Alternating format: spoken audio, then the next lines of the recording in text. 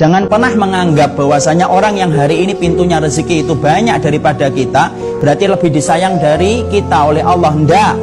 Karena beda antara konsep cintanya Allah dengan konsep cintanya makhluk. Ketika kita sudah sepakat bahwasanya konsep cintanya Allah itu beda dengan konsep cintanya makhluk, mari kita perhatikan bagaimana konsep cintanya Allah ketika Allah itu mencintai seorang hamba. Karena kalau tidak kita fahami ini, kita akan kaget. Karena banyak perkara yang terkadang tidak pernah kita duga datang ketika kita memperbaiki hidup kita. Karena beriman kepada Allah itu bukan berarti menjadikan hidup kita gampang. Tapi justru ketika kita beriman dan ingin memperbaiki hidup kita dan mengkoreksi hidup kita, terkadang banyak kesulitan-kesulitan yang Allah akan berikan kepada kita. Kenapa Ustadz? Ya karena konsep Allah kalau cinta, Allah berkata, Innallaha idza ahabba qauman ibtalahum fa in radiya falahur ridha wa in sakhita falahus sakhat. Karena Rasulullah SAW berkata kepada kita, menerangkan bagaimana konsep cintanya Allah ketika Allah itu cinta kepada hambanya.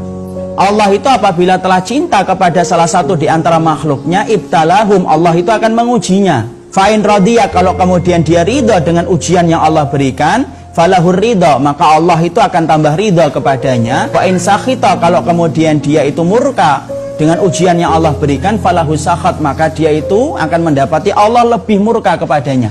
Semakin kita beriman kepada Allah dan semakin kita dicintai oleh Allah karena iman yang kita miliki, ingat, sesungguhnya Allah itu akan menyulitkan kita dengan berbagai macam ujian. Kenapa Allah akan menyulitkan kita dan memberikan kita ujian ketika kita beriman?